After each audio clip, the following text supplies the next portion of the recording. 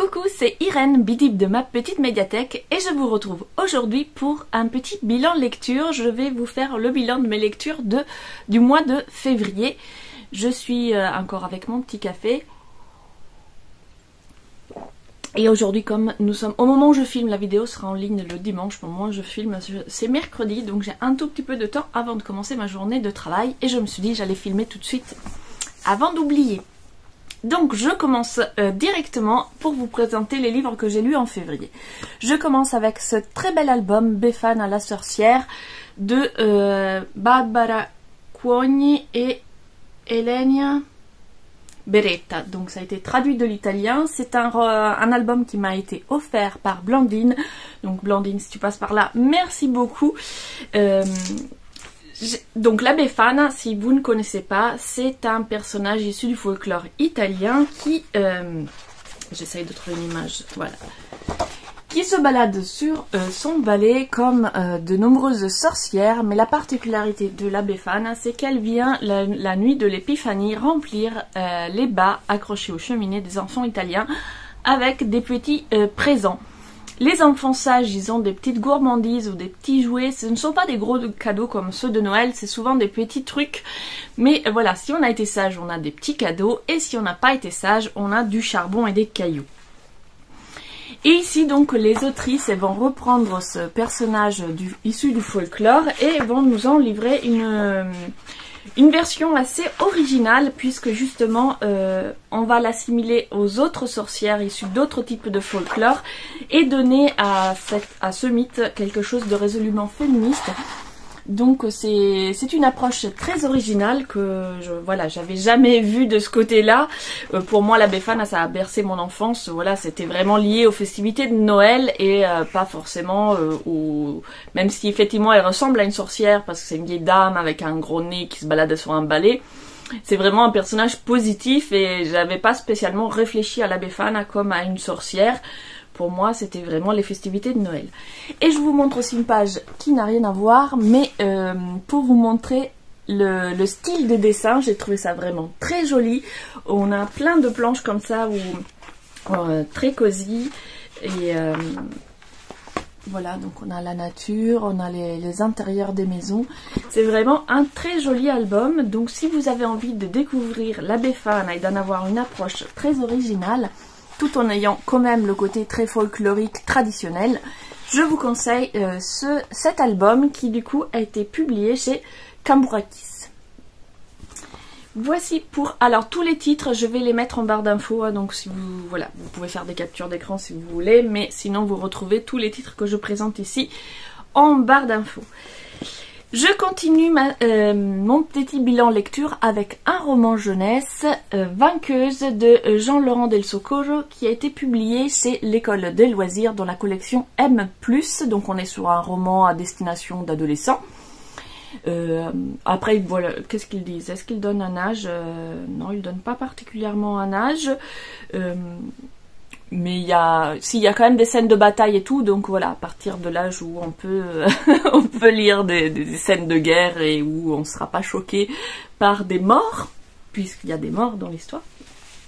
Donc on va suivre Siniska, qui est un personnage qui a réellement existé dans l'histoire et dont l'auteur s'empare pour romancer, parce qu'on n'a quand même pas beaucoup de détails de la vie de Siniska, la vraie, et donc ça va être ici très romancé. Mais qui est intéressant, c'est que d'une part, elle a déjà vraiment existé, et d'autre part, l'auteur s'est bien renseigné donc sur... Alors, je vous montre la carte, parce que voilà, Siniska est une Sparte. Elle va du coup parcourir tout ce chemin pour faire une bataille ici, donc bataille historique qui a réellement existé aussi, et puis elle va aussi participer aux Jeux Olympiques, et donc voilà, ça permet de se repérer un petit peu dans l'espace, la carte... de la Grèce réelle. Donc Siniska est née à Sparte, elle est la fille du roi et dans la réalité, je ne sais pas, mais en tout cas dans ce roman, le roi décide de l'éduquer comme un garçon, donc elle va avoir une initiation aux arts du combat comme tous les jeunes hommes de bonne famille de Sparte. Et elle décide à l'adolescence du coup de partir pour rejoindre cette ville que je viens de vous montrer, dont Amphipolis, qui est du coup une colonie Sparte, mais au nord, donc voilà, c'est ici, Sparte étant là. Et donc elle va amener un message du roi au stratège qui protège la ville d'Amphipolis, et elle va décider donc de rester sur place pour se battre aux côtés des soldats Sparte. Donc il va y avoir toute la question du fait que c'est une femme, mais elle n'est pas la seule femme à combattre, puisque à cette époque-là, il y avait des femmes combattantes, pas forcément des femmes grecques, puisque la culture grecque n'était pas très égalitaire, mais il y avait des mercenaires d'autres cultures où les femmes combattantes n'étaient pas du tout des exceptions. Donc voilà, on a tout ce côté, elle veut avoir dans la société une place qui habituellement elle n'est pas dévolue aux femmes, et du coup après cette histoire de bataille, elle va s'emparer des Jeux Olympiques où elle veut participer, sauf qu'il se trouve qu'à l'époque les femmes elles n'ont même pas le droit de rentrer à l'intérieur du stade. Et du coup, il va y avoir toute une histoire entre elle, il faut qu'elle s'impose pour pouvoir participer aux Jeux Olympiques. Et il faut aussi tout un jeu de diplomatie pour que les autres acceptent qu'une femme puisse participer aux Jeux Olympiques. Et du coup, voilà, c'est un petit peu le contexte de ce roman. Le roman est assez court, il fait 250 pages à peu près, je crois. Si je retrouve, je ne sais plus. Un peu moins, 230 pages. Donc on a deux parties, la jeunesse de Cynisca, et puis on la retrouve dans la deuxième partie adulte. Et donc dans cette première partie, il y a son éducation. Du coup, ça nous permet de voir comment étaient élevés les jeunes Sparte, découvrir un petit peu la culture Sparte et aussi leurs croyances, leurs rites, etc. Et là, dans la deuxième partie, on retrouve Cynisca adulte, et là, on va du coup voir plus comment vivaient les Spartes au quotidien, et du coup l'importance des Jeux Olympiques et des entraînements sportifs, et aussi du coup voilà comment vivaient les femmes à Sparte. Alors souvent on a l'image des femmes grecques par rapport à Athènes, et c'est vrai que Sparte n'avait pas du tout la même culture. Du coup c'est intéressant parce qu'on est dans la Grèce antique, mais du côté des Spartes, et ils n'avaient pas les mêmes modes de vie que les Athéniens, et souvent quand on a des histoires de cette époque-là, on est souvent d'un point de vue de la culture athénienne. Donc voilà, j'ai trouvé ça très intéressant d'avoir une autre approche. Par rapport au roman, alors les personnages sont hyper intéressants, sont très sympas, dans la narration, en revanche, pour moi, j'ai trouvé que c'était un peu lent. Faut dire, je l'ai lu donc en janvier-février, et c'était une période où j'avais du mal à me concentrer.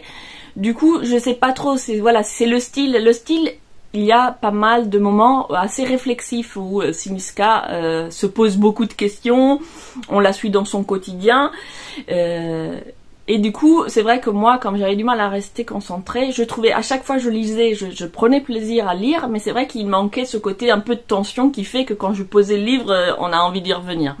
Donc j'avais pas cette tension là, parce que l'action avance relativement lentement. Mais en tout cas, les personnages sont très intéressants, et Cynisca se pose beaucoup de questions, et ces questions qu'elle se pose dans l'histoire sont toujours d'actualité, puisque nous ne sommes plus dans une société comme chez les Spartes, mais l'égalité homme-femme, etc., on n'y est pas forcément toujours. Du coup, ça reste des réflexions intéressantes sur la place de la femme dans la société, l'égalité, etc. J'ai chroniqué ce livre, donc je vous mets en barre d'infos. Alors j'ai fait un bilan sur le blog, donc je vous mets le lien en barre d'infos. Et ce livre, j'en ai fait une chronique à part, et ma fille l'a lu juste après moi, et elle a également livré son avis. Donc je vous mets les deux liens pour si vous voulez en savoir plus, en sachant que voilà, du coup moi je l'ai lu avec un regard d'adulte, et elle a 16 ans, donc voilà, plus dans le public cible, donc c'est intéressant de voir les deux avis. Et juste spoiler, elle a beaucoup aimé. Ensuite, je passe au manga, puisque j'ai assez peu lu de romans justement en février, parce que j'avais du mal à me concentrer, à rester longtemps dans une lecture, donc je n'ai lu que ce roman-là. Mais comme j'avais envie de descendre un petit peu ma palle, puisqu'en janvier, je m'étais un peu lâchée, j'avais acheté plein de livres, alors que je m'étais donné comme objectif de lecture 2024 de piocher dans ma palle et essayer de la faire réduire, donc je me suis dit... Je vais piocher dans mes mangas, c'est des lectures rapides et je vais faire descendre un petit peu ma palle. Alors c'était une très bonne idée, sauf que je tiens une palle numérique, donc palle pour ceux qui ne savent pas c'est la pile à lire, donc j'ai toute ma collection de livres dans le site Livre Addict et donc à chaque fois que j'achète un livre normalement je l'intègre dans ma bibliothèque Livre Addict et du coup on peut dire...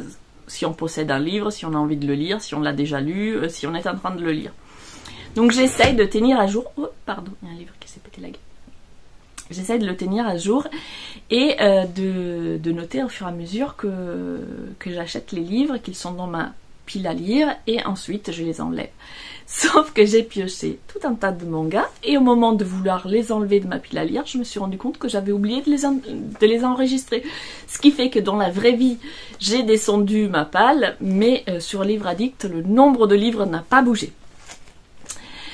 C'était un petit peu frustrant, j'avais envie de voir le chiffre baisser, mais l'important c'est que j'ai lu des livres. Donc, je commence par Détective Conan, donc j'ai lu le tome 4. Détective Conan, c'est d'une très longue série de mangas, comme le nom l'indique, détective. C'est une série policière à destination de la jeunesse, mais quand même de la jeunesse qui ne va pas être choquée par des cadavres, puisqu'il s'agit quand même d'enquêtes pour meurtre. Donc j'essaye de vous montrer une image du cadavre qu'on va voir, parce que voilà, faut quand même... Voilà. Ma fille elle lit ça depuis qu'elle est à l'école primaire sans problème, mais ça dépend encore une fois des enfants, il y en a des plus sensibles que d'autres. Donc Détective Conan, c'est une série jeunesse, mais avec des meurtres parfois assez sanglants. Donc le jeune, comment il s'appelle Shinichi je crois, a été empoisonné par des méchants qu'on découvre donc dans le premier tome et ils lui ont fait avaler une potion dans l'intention de le tuer et finalement cette potion a eu un effet secondaire, ça ne l'a pas tué mais ça l'a fait rétrécir et il se retrouve du coup dans le corps d'un enfant de 6 ans et afin de échapper à ces personnes qui ont essayé de le tuer et de faire en sorte qu'il ne sache pas qu'il a survécu, il va prendre l'identité de Conan je ne sais plus quoi. Et il va se rendre chez sa petite amie en faisant croire qu'il est un cousin éloigné et il va se faire héberger donc par sa petite amie qui vit avec son père qui est détective. Donc Conan va pouvoir mettre à profit, puisque c'est un garçon, il était au lycée mais il était quand même déjà très doué pour tout ce qui était déduction et enquête, et il avait l'habitude d'aider la police. Donc sous couverture d'être un enfant hébergé par ce détective privé, il va pouvoir continuer à mener des enquêtes en se dissimulant derrière le détective qui à chaque fois va tirer du coup les honneurs de l'enquête qui en réalité a été menée par le petit Conan. Donc on va le suivre dans différentes enquêtes, chaque chapitre est une nouvelle enquête, donc les histoires sont assez courtes, ça se lit très facilement. Ici donc nous avions une enquête, le chevalier en armure qui se passe dans un musée qui va fermer et donc avant qu'il ne ferme, je ne me souviens plus du nom, j'ai du mal avec les noms des personnages, mais en tout cas comment elle s'appelle ? Je ne sais plus, en tout cas la jeune fille propose à son père et à Conan de faire une visite au musée avant qu'il ne ferme, et alors qu'ils se promènent dans le musée, ils découvrent un cadavre et donc ils vont mener l'enquête.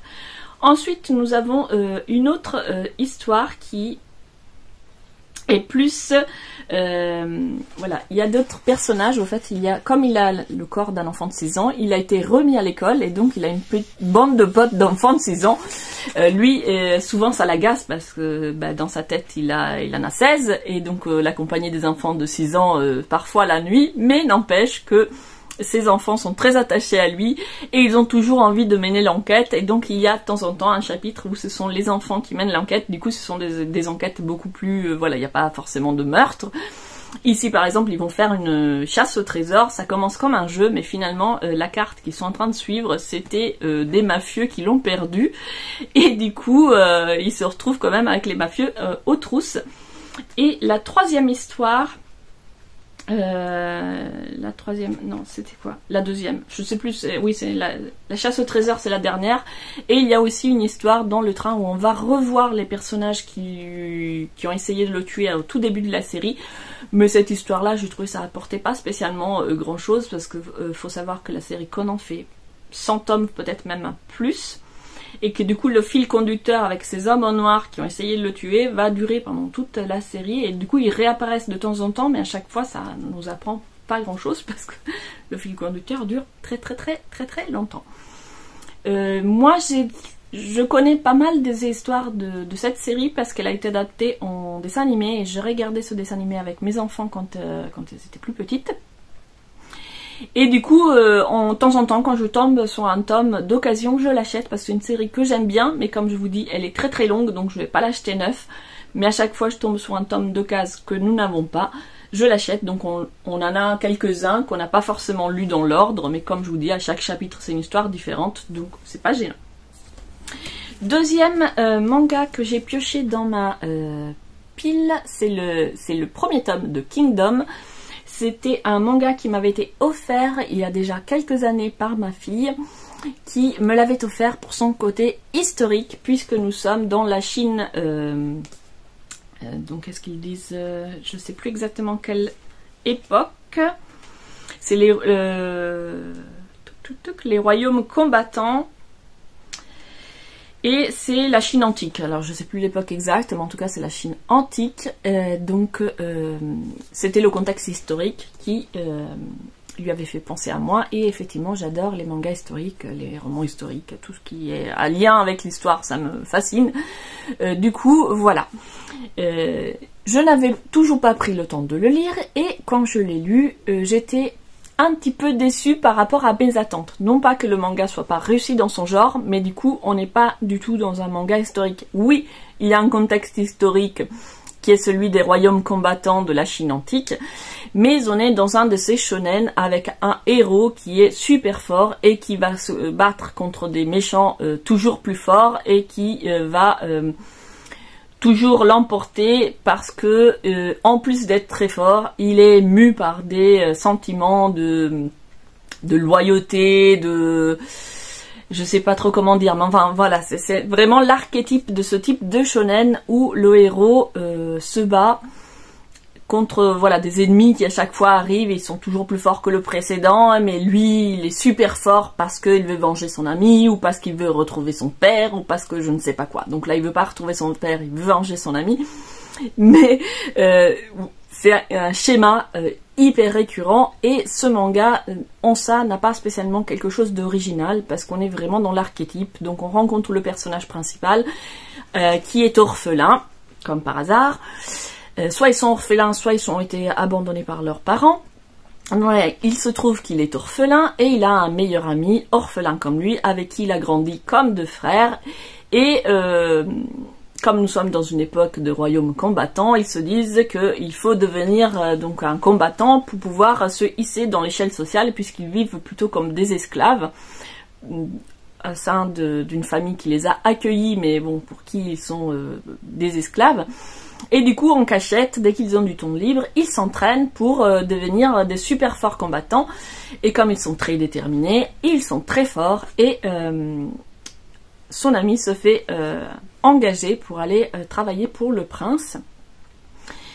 Sauf que son ami, je vous spoil pas grand chose parce que c'est les premiers chapitres, sauf son ami décède et lui décide d'aller le venger. Et il va rencontrer le prince en personne, qui est pourchassé par tout un tas d'ennemis, puisque son frère veut usurper sa place, et donc il a une espèce de ligue d'assassins d'élite à ses trousses.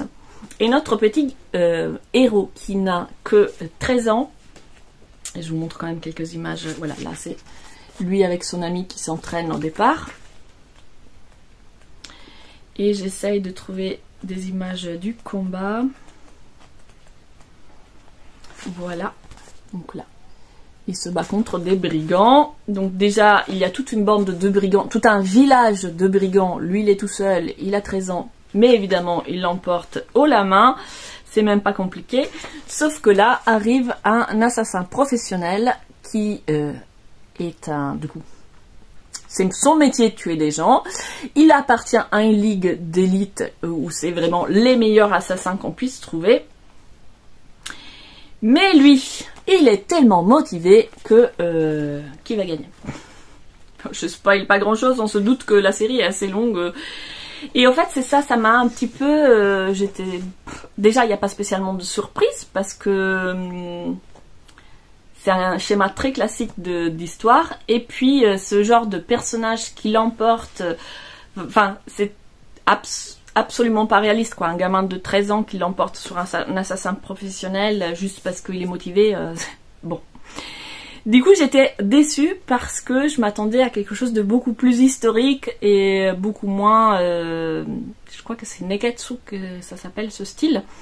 Donc moi, j'étais déçue. Par contre, pendant que je l'ai lu, j'étais vraiment dedans parce que malgré que ça soit un style qui ne m'intéresse pas, l'auteur, il le fait très bien, ce qui fait que quand on commence la lecture, on est pris dans l'histoire, la narration est très rapide, la mise en page est très agréable, le dessin est original.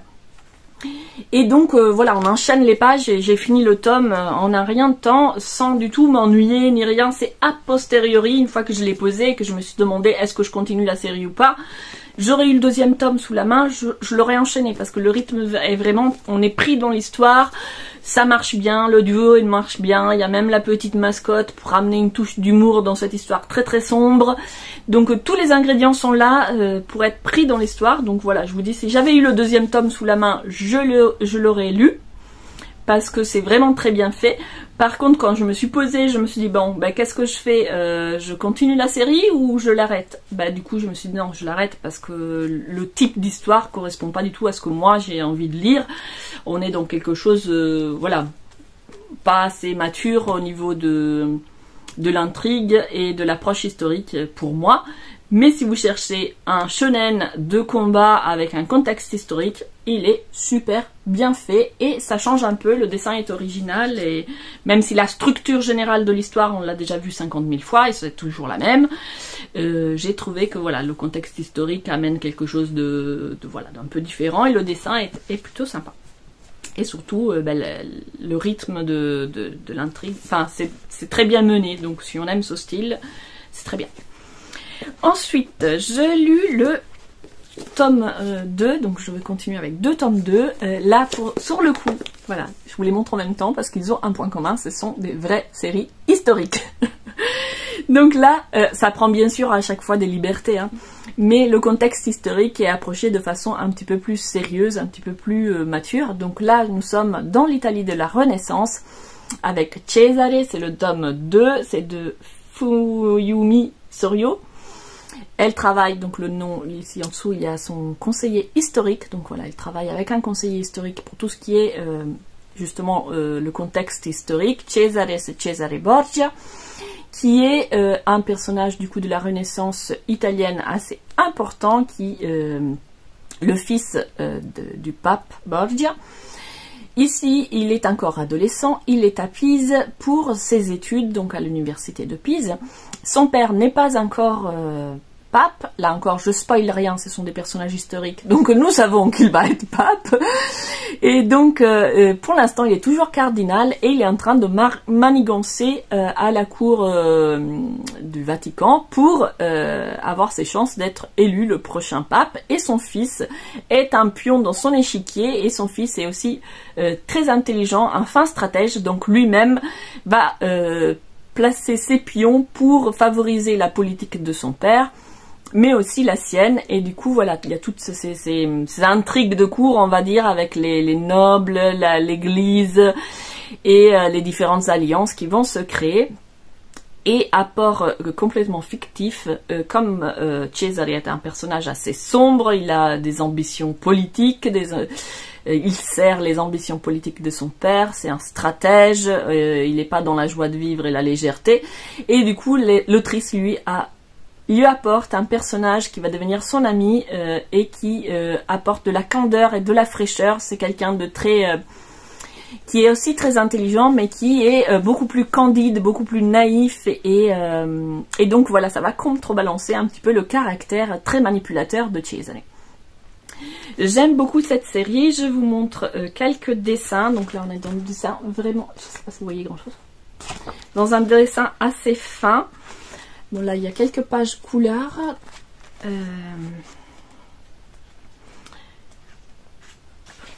Et ce qui est sympa, c'est qu'on va croiser du coup tout au long de cette histoire des personnages plus ou moins connus. Enfin, il y en a qui sont très très connus. Par exemple, à un certain moment, il va chercher sur un bateau de la marchandise et le capitaine du bateau, il s'appelle Cristoforo.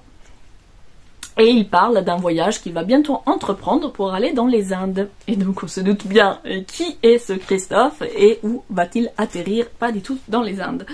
Et à un autre moment, il rencontre un artiste qui s'appelle Leonardo chez les Médicis et il a des échanges assez intéressants avec lui. Du coup c'est rigolo parce que ce sont des personnages qui deviendront très connus après parce qu'ils marquent l'histoire. Mais qui, dans le contexte, bon voilà, c'est un artiste qui vit chez les Médicis parce que les Médicis sont leurs mécènes, c'est un capitaine de bateau, et du coup c'est rigolo de les croiser comme ça. Donc, je sais pas si vous voyez grand chose, ça ne fait pas le focus parce que ça fait le focus sur ma tête. Enfin voilà. Donc si vous avez envie d'une série historique, là pour l'instant sur les 2 premiers tomes, il n'y a pas spécialement d'action, genre bataille, des choses comme ça, parce que on est vraiment dans la manipulation, la diplomatie, la stratégie diplomatique, on va dire, des alliances, etc. Mais voilà, si vous avez envie de retrouver l'Italie de la Renaissance, je vous conseille cette série qui est vraiment très chouette. Donc celle-ci, j'ai envie de la continuer en mars puisque j'ai encore 2 autres tomes dans ma pile. Donc voilà, objectif lecture de mars, lire les 2 tomes que j'ai dans ma bibliothèque.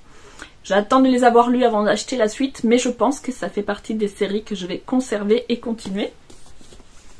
Autre série historique, dans toute autre ambiance, là on part dans le Haut-Japon. Donc... c'est le Moyen-Âge du Japon ou... Enfin bon bref, on est plus... Non, c'est plus tard. C'est 1000... C'est juste que les époques sont pas forcément coupées pareil et du coup je sais pas trop à quoi on peut l'assimiler, mais en tout cas on est en 1582. Donc voilà, au XIVe siècle, donc c'est la même époque. Je sais pas. Enfin, en tout cas, là, nous sommes... non, c'est plus tard. Ça, c'est plus tard. Donc là, nous sommes au Japon. Nobunaga est en train de prendre de plus en plus de pouvoir. Nobunaga est un chef de guerre avec des origines assez modestes, mais qui a pris de plus en plus d'importance, s'est fait beaucoup d'alliés, il a du coup beaucoup de vassals, et il a l'intention d'unifier le Japon, et bien sûr d'en être à la tête. Hein. Au Japon, donc on a 2 systèmes. Il y a l'empereur, mais qui a plutôt un pouvoir religieux et symbolique, et le shogun qui lui a le pouvoir militaire. Il y a en même temps que Nobunaga un shogun, mais le shogun qui est en place, il n'a pas beaucoup de pouvoir et Nobunaga prend de plus en plus de pouvoir et il veut justement supplanter le shogun. Donc le shogun va essayer de faire des alliances pour contrer Nobunaga et donc il va se retrouver, Nobunaga, avec plein d'ennemis, d'autres chefs de guerre qui travaillent pour le shogun ou qui veulent prendre sa place. Enfin bon bref, il y a plein de rivalités entre différents chefs de guerre et donc on va avoir plusieurs batailles et on va voir un petit peu l'évolution du personnage de Nobunaga qui va devenir de plus en plus paranoïaque au fur et à mesure qu'il gagne en pouvoir. Et du coup, ses relations avec tous ses vassals aussi, comment elles évoluent. Et cette série, qui s'intitule, je vous l'ai même pas dit, L'homme qui tua Nobunaga, a comme intention de rétablir un petit peu la réputation de Hideki. Je ne sais plus comment il s'appelle. Hideki, je retrouve, attendez. Hideki Mitsuhide, qui sera donc l'homme qui tue. Donc on sait déjà comment ça va se terminer. Mais le but du manga, c'est plutôt de nous raconter comment Hideki est arrivé à vouloir tuer Nobunaga. Pourquoi c'est arrivé alors que c'était un de ses vassaux le plus fidèle. Et donc le premier tome, on voyait comment Hideki et Nobunaga se rencontrent, comment celui-ci devient de ses plus fidèles vassaux. Et ici, on va avoir du coup des batailles importantes dans lesquelles Hideki joue un rôle important. Et on va commencer à voir un petit peu... voilà, enfin, commencer non, parce que dans le tome 2 aussi, on voit les relations entre les deux hommes qui partagent certaines visions, mais pas forcément les méthodes. Et du coup, voilà, même si on sait comment ça va se terminer, puisqu'on sait que Nobunaga va mourir et que Hideki sera impliqué dans cette mort. Mais du coup, c'est intéressant de voir un peu tout le contexte. Là, on est encore sur une série historique assez bien documentée. Moi, je n'ai pas suffisamment de connaissances pour dire ah oui, c'est très bien ou pas. En tout cas, il y a des explications où l'auteur, donc un des deux co-auteurs, en fait, est le descendant de ce fameux Hideki et il a écrit cette histoire exprès pour rétablir, je ne sais pas si c'est le mot adéquat, un peu la réputation de son ancêtre. Donc il a fait des recherches historiques pour étayer son propos. Maintenant, je ne suis pas experte ni dans ça d'ailleurs, hein, pour avoir vraiment un jugement. Mais en tout cas, on voit qu'ils ont été documentés, voilà, là c'est pareil, hein, il y a un conseiller historique. Là, c'est Monsieur Hideki qui a fait les recherches historiques pour réhabiliter, voilà, c'était ça le mot, son ancêtre. Et je vous montre quelques planches pour vous montrer le dessin. C'est un style de dessin que j'aime beaucoup. Alors, ici, c'est assez intéressant parce qu'on a du coup des batailles contre une secte religieuse. Et du coup, c'est voilà, on a beaucoup de batailles là ici c'est le shogun. Donc avec d'autres chefs de guerre, avec le shogun, les vassaux du shogun, etc. Mais ici, il y a aussi une secte religieuse qui sera l'ennemi de Nobunaga. Donc c'était intéressant de découvrir cette secte et ses motivations, etc.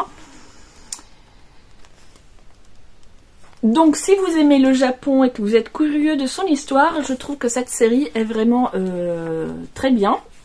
On a un côté très historique, donc on nous explique les batailles, qui fait quoi, où, etc. Mais la narration, elle est fluide et c'est vraiment pas ennuyeux.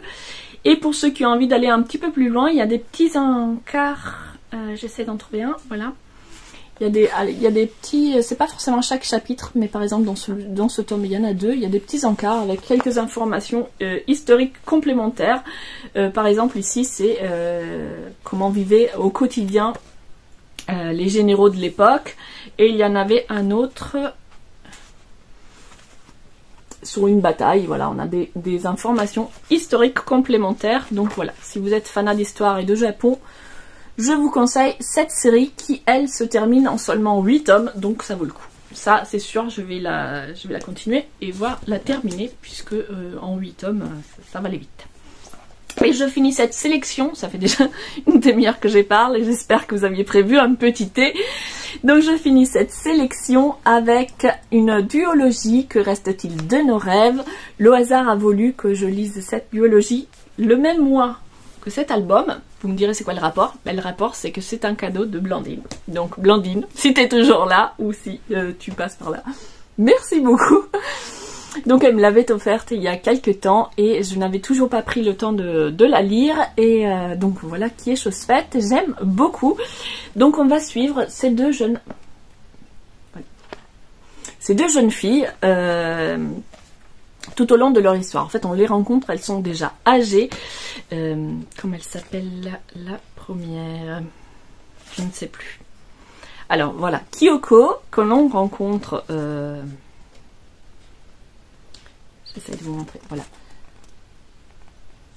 Donc Kyoko est âgée et elle commence à perdre la mémoire et du coup, en perdant la mémoire, elle a très très peur d'oublier son amie de jeunesse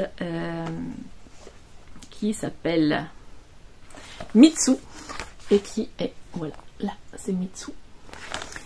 Du coup, elle a très très peur d'oublier Mitsu et du coup, on va après revenir dans ses souvenirs de jeunesse et donc on les découvre adolescentes quand elles se rencontrent à l'école et vu l'époque, elles vont pas pouvoir vivre leur relation ouvertement et Kyoko va devoir repartir vers la capitale, je crois. En tout cas, voilà, elle va devoir quitter la campagne où ses parents l'avaient envoyée à l'école.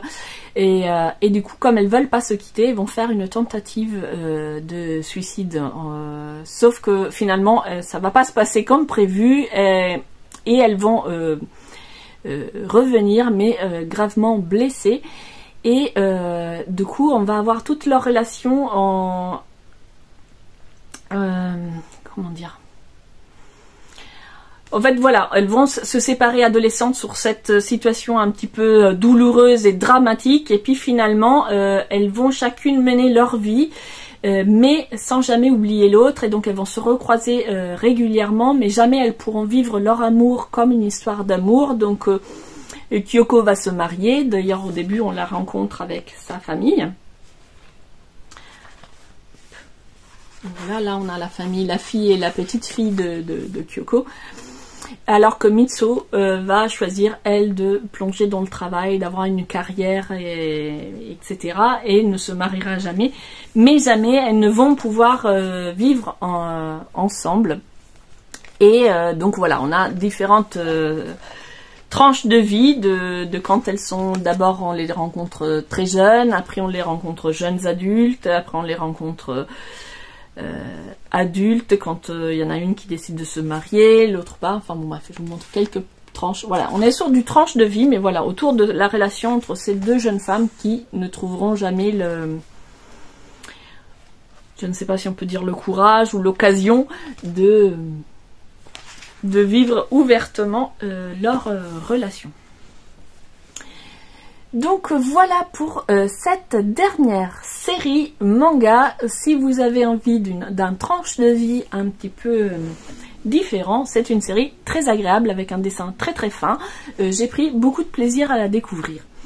Ma fille avait essayé de le lire aussi, elle n'avait pas vraiment accroché, mais ça date déjà d'un petit moment, donc je vais lui reproposer, voir si maintenant, avec un petit peu plus de maturité, elle sera plus sensible à l'histoire ou pas, et si jamais elle la lit, elle vous livrera son avis sur mapetitemédiathèque.fr. Voilà, ça y est, j'ai fini avec mon bilan lecture de février. Si vous êtes toujours là, mettez-moi un petit emoji livre en commentaire, ça me fera très plaisir. Et moi, je vous dis à très bientôt pour des aventures fibresques, puisque le prochain épisode, ce sera à propos de crochet. À bientôt!